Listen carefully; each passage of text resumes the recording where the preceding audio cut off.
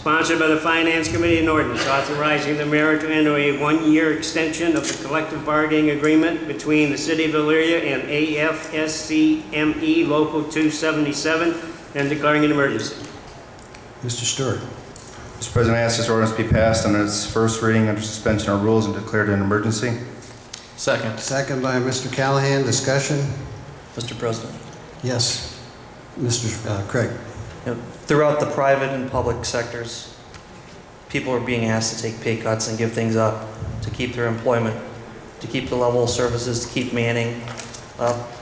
And here we are, it's our second contract. We're asking to just try to maintain the status quo. Well, I heard the auditor's report. You know, that's not working for us with our expenditures. We've got a tax increase. It's going to be very unpopular. We're going to try to put on a ballot in November. If there was ever a time to ask for concessions from unions, there would be no more justification than there is right now. So I'm opposed to this. Okay. It's a roll call vote, Ken. Okay, on the, Mr. Tanner. I don't know if he realized it or not, but he did get a concession. He got no more raises. And that's where, and they're sticking to where they're at. So to me, that would, they've made some headway there. And that's the whole idea of this here was Mr. Eichenlaub in dealing with the union to get this agreement and save months of negotiations where you go to an arbitrator, you're probably going to come out on the bad end of it anyway, and then you got all that back money to come up with one lump sum. So actually, if you can get anybody to stay where they're at today, you did something. Thank you. And yet we're going to go ask the taxpayers to go up to 2.25%. We're not asking them to stay where it's at. We're asking them to give more. Why aren't we asking our own employees to do that? And that'll be up to them when they vote. Mr. Gibbs? Yeah, Ken, through you. You know, once again, I just want to reiterate, this is not, to Larry, this is not a, you know, due respect, I brought it up last Wednesday, it's not a pay freeze. It's not a pay freeze. They're still getting the additional longevity pay of the 1%, plus those individuals that are up to 20% that are capping. It's still a continuing process accumulation of dollars, and as Mark mentioned, no longer treading water is working here. And so once again, I mean, you know where I stand on these issues. And I think Mr. Eichenlaub did back me up that, I mean, it's not a pay freeze. And by no means should this council look at it as a pay freeze. That's all I want. Okay, thank you. Did either of you read the report from the audit from the fire department? Mm-hmm. Okay, did you understand what they were talking about, raising the base pay without, if we remove the, you know, you guys, I don't know where you guys are coming from on this stuff. Well, I'm going to tell you, Ken, you act like if we have a job fair tomorrow, no one's going to show up. Yeah, I'm going to tell you, you have a job fair here, you're going to have them wrapped around this building. Yeah, you are. But are they all going to be able to qualify and do what our city employees do? Yeah, I'm aware of what's going on out there. It's rough. But it's you know, we have to do what we can do. We have to work under the conditions we're given. We just can't go willy-nilly out there and say, okay, this is it, we're not going to... No, but we aren't even willing to, Ken, to address it.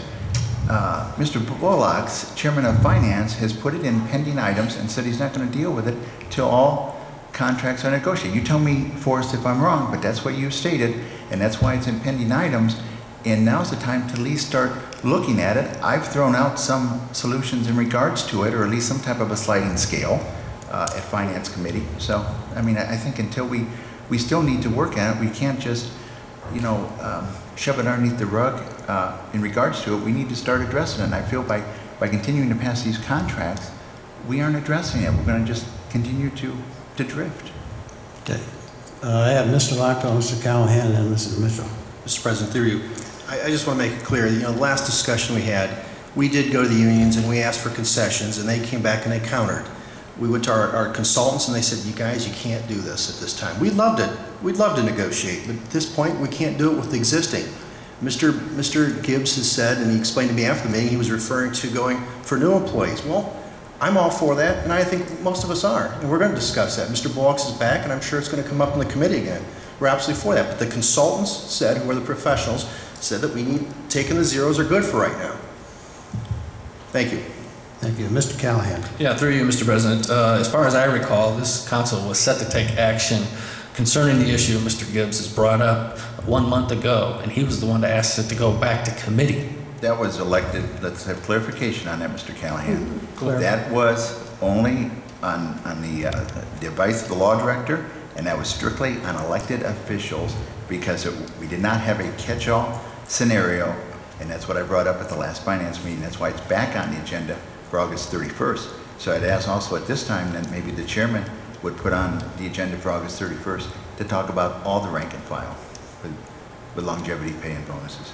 Okay, that's up to Mr. Buck. Mr. President, I'd just like to confirm that that is correct. That is why that went back to committee, as stated by Mr. Gibbs. Okay, thank you.